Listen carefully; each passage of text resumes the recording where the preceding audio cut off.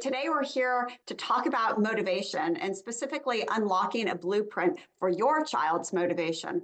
My name is Dolin, and for the last 27 years, my team of tutors, executive function coaches, test prep tutors, and college consultants have been helping kids to do better in school, and our consultants that work with our older students helping kids to get into college. But specifically, we're here to talk about the things that have to do with motivation. And they include getting organized, planning ahead, and managing time. This topic is such an important topic for everybody, whether your child just struggles a little bit, a lot, or not even at all. Understanding the basics behind motivation, well, that's key. And I have somebody here to explain it all to us. I'd love for you to meet Rachael Moss. Rachael, hello. Hi, Anne. Thanks for having me. Absolutely. I always love having you on webinars.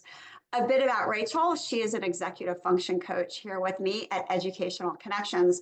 And not only does she work with students directly, but she also manages all our professional development for our staff, for all the other executive and tutors.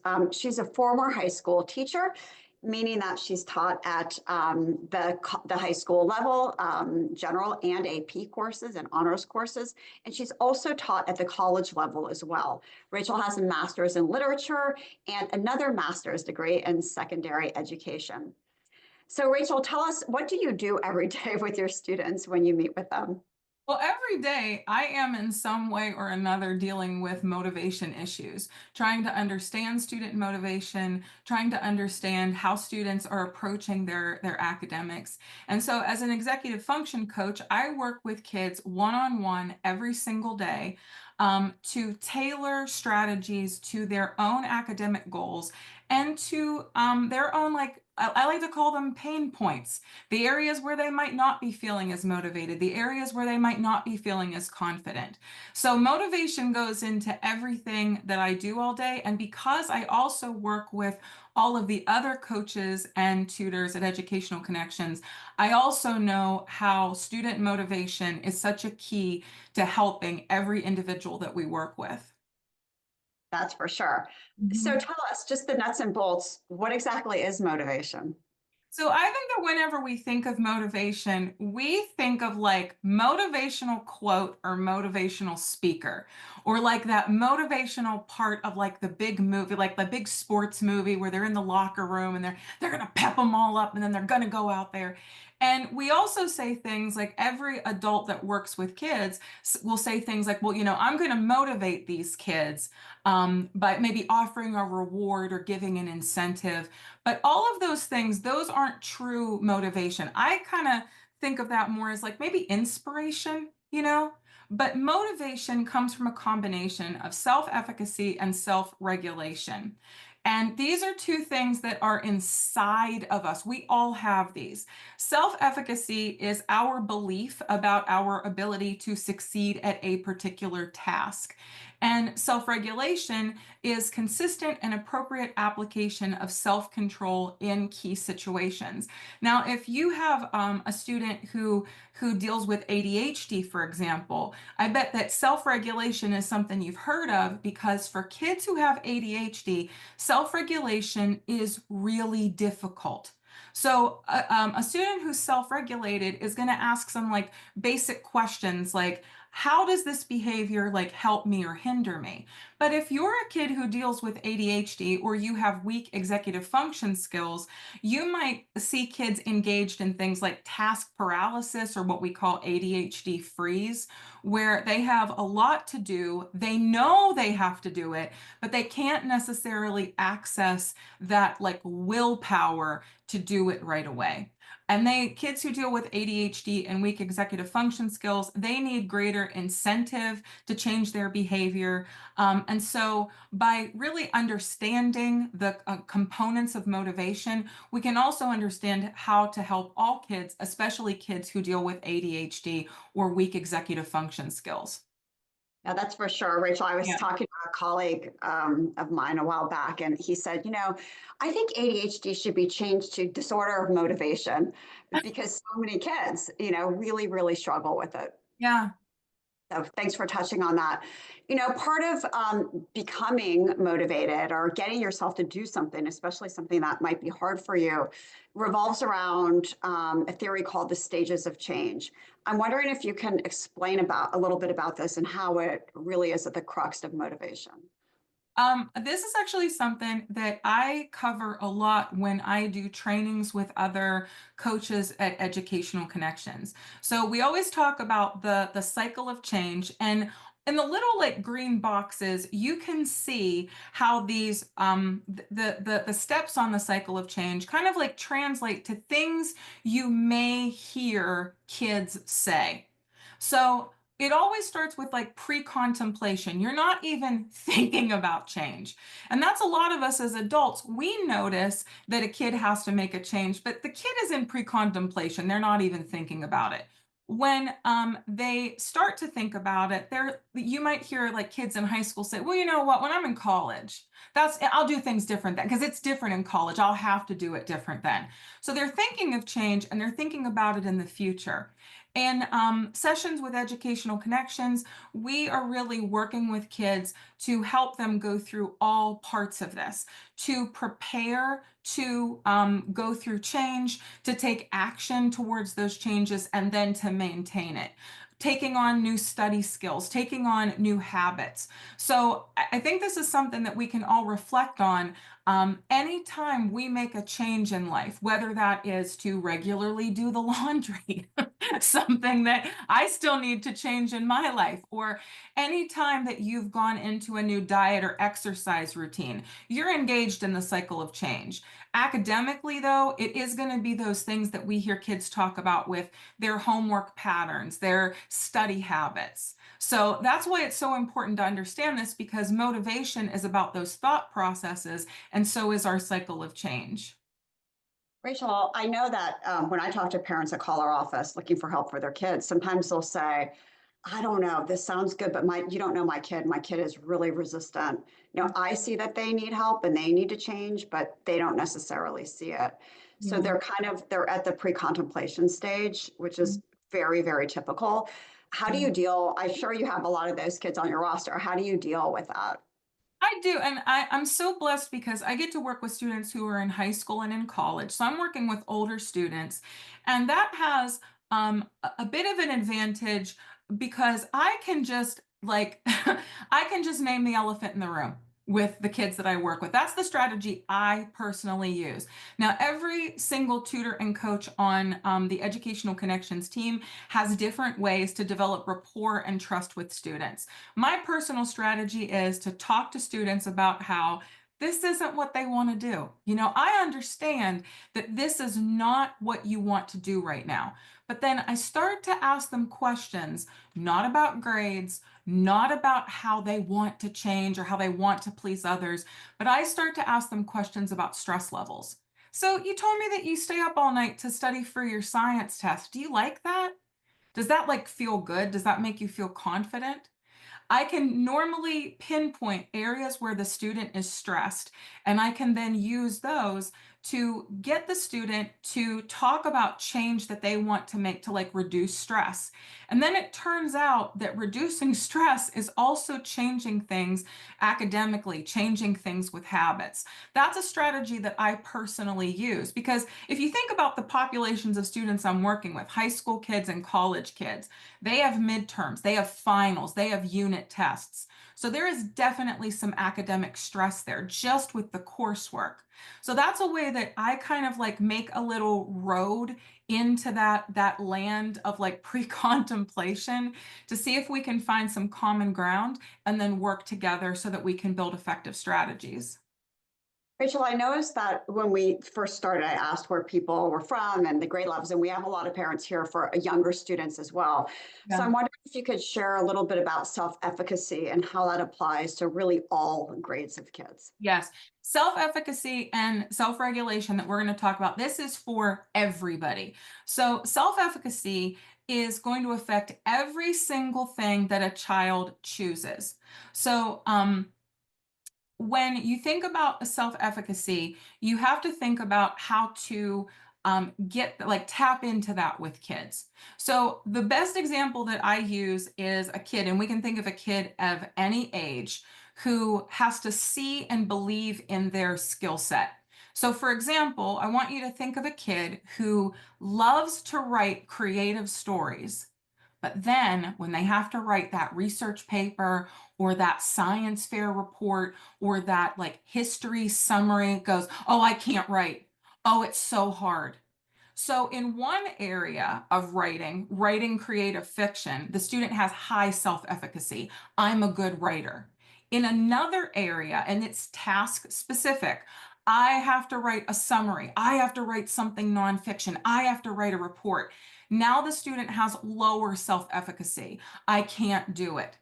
So students have to see and believe in their skills in every area. And sometimes, even when we as adults can see, well, geez Louise, kid, you're a great writer of fiction. You can totally write that report.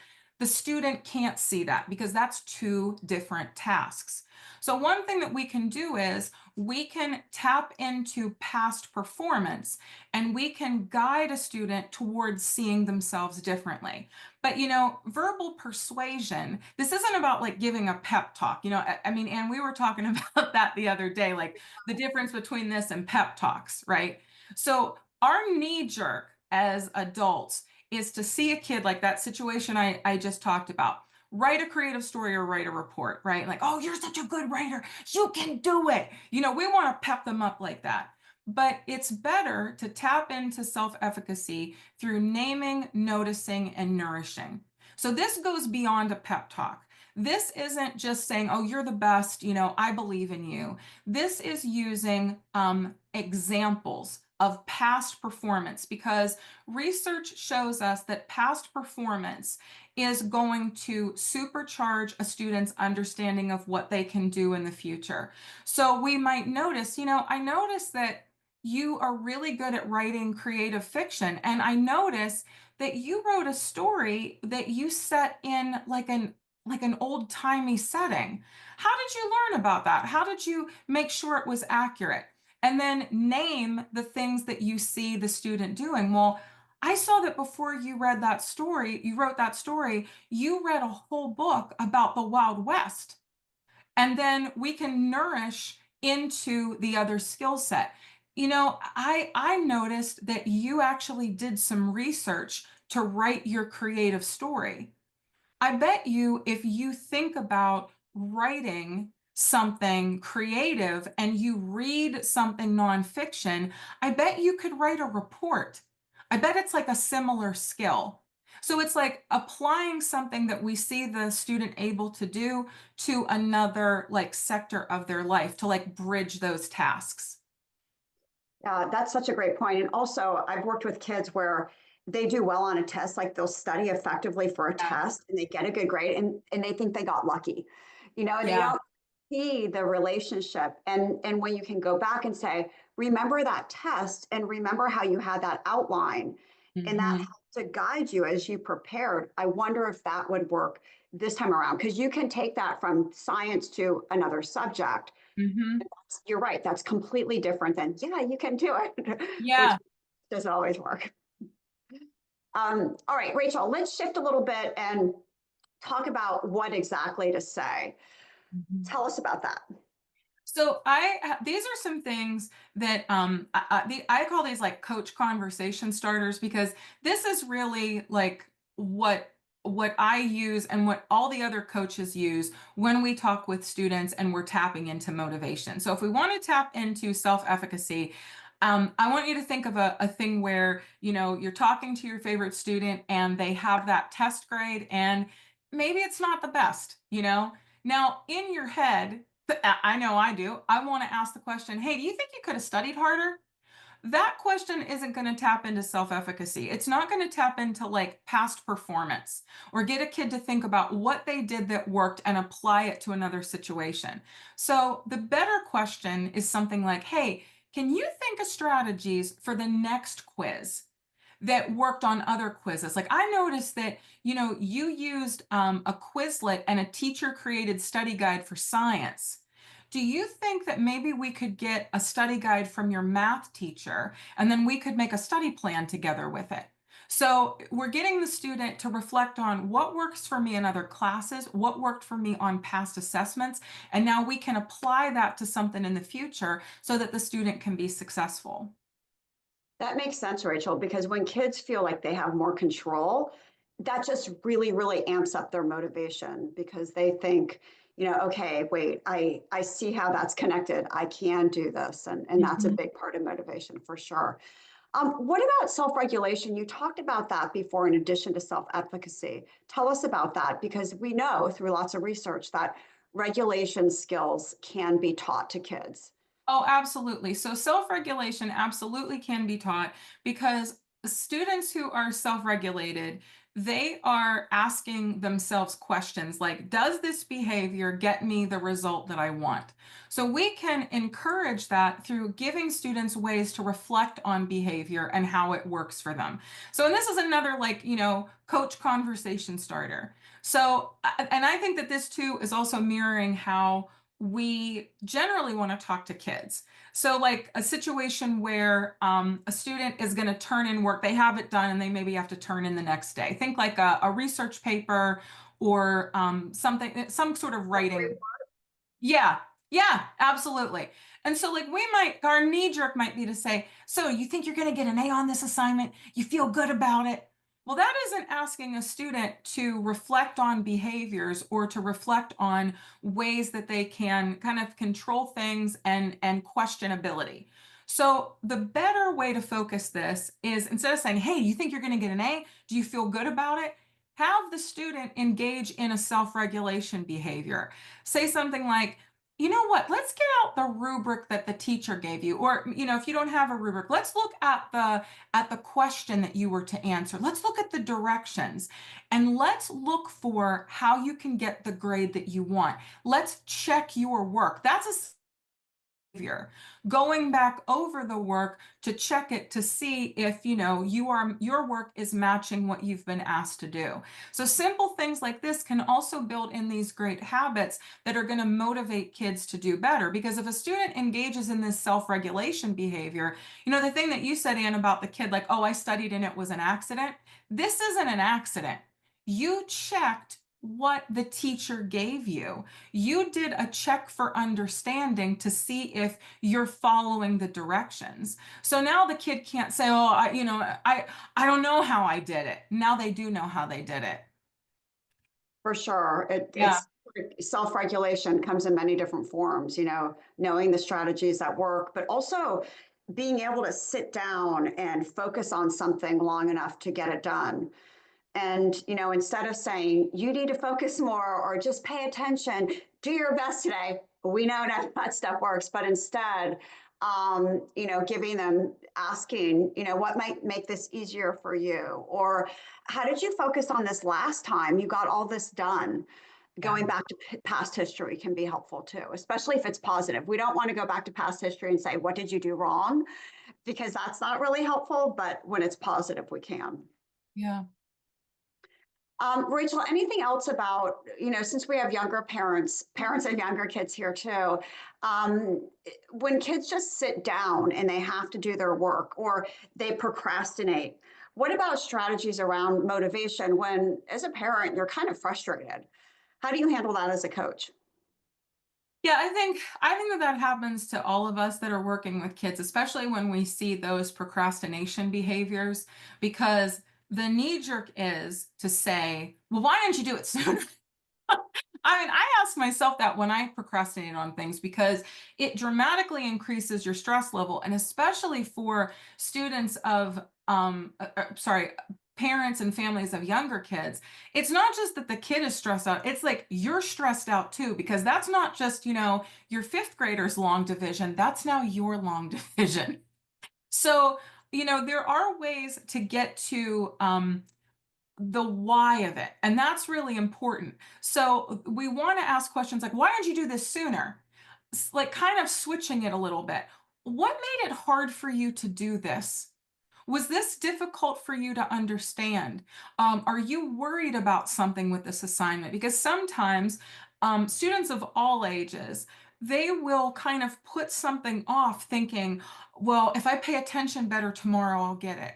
Or if my teacher answers my question, I'll get it. So the procrastination isn't laziness. Trying to figure out why the kid has procrastinated can be so valuable because then you can pinpoint why the kid engaged in that behavior and help them move out of it.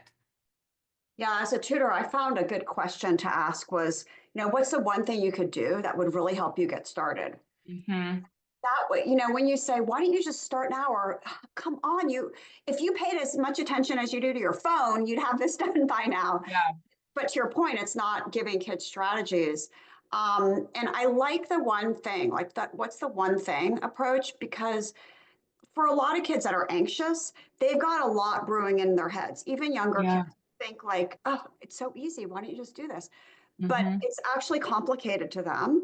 But if you can boil it down to like, what's that one thing? That can help them get started too. Yeah. So I know that when you're working with kids, that there's a certain process that you go through. And I'm wondering if you can tell us about that. So all of our sessions, we follow a four-step approach. And this goes for students of all ages. So whether you have a student who is in elementary school or a student who is in college, when they come into a session with an educational connections coach or tutor, we have four steps that we follow for success. First, we check in and touch base on all progress. So you can see on our screen here that the student is actually sharing their screen. This is what makes working online so efficient. I'm not hovering over some kid's, laptop. They are sharing their screen and I can see everything. So we're looking at their learning management system online, the rubric from the teacher, the Google Doc where they are putting all of their work. We then, number two, figure out what's due, prioritize work, put tasks on a calendar. So we make a plan. And as students work in sessions, the planning goes more from me as the coach, like working them through the plan. I have students now, I have a couple I've been working with for about 2 years. They come into the session, they're like, okay, here's the talking points, here's the top priorities. And my role is now like, executive assistant. But, when it starts out, I, as a coach, am really helping students do that planning, and then they're going to get the skills to do it themselves.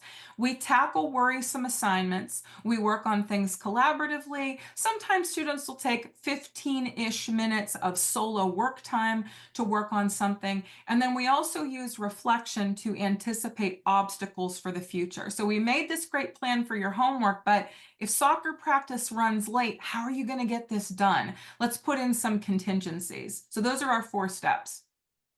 Yeah, I like that because for a lot of kids, they're super optimistic, I can totally get this done in a half hour. Yeah. Wait, hold on, that's things might not go my way. Yeah. And as a student, oh, if this happens, now I have plan B. It's super powerful for kids to get through Mhm. their work. So thank you for that. And Rachel, earlier, and by the way, we're going to go to Q&A in just a moment. We have a few minutes left for questions. So please put any question you have in the chat and we'll be sure to answer that. Or maybe it's the Q&A. It's the Q&A, so sorry about that. And Rachel, you mentioned you work with older students. I know that you and Sarah are doing a webinar on honors and AP courses. Yeah. And that's coming up next week. Yeah. I hope to see people there. Be a lot of fun. Awesome. Yes. And lastly, before we go to our Q&A, please know that we are happy to help you. If your child is struggling with motivation, we get it. These are our kids. It's what we've been doing and specializing in for this month is actually 27 years. And we're happy to talk to you about what's going on with your child. Jennifer, Kathy, and Ann Stewart are all program management specialists, and they work directly with families. And you can schedule a call with one of them. It's a 20-minute call to just kind of hear what's going on and see if what we offer can be of help. And you can go to our website to schedule that appointment, or you can scan this QR code. Our website is ectutoring.com. It was so great to see you all here this afternoon. I hope that this was helpful to you. Rachel, thank you as always for being my guest, and Melissa for the questions at the end. And I wish you all the best for the remainder of the school year. Thanks, everybody, and take care. Bye-bye.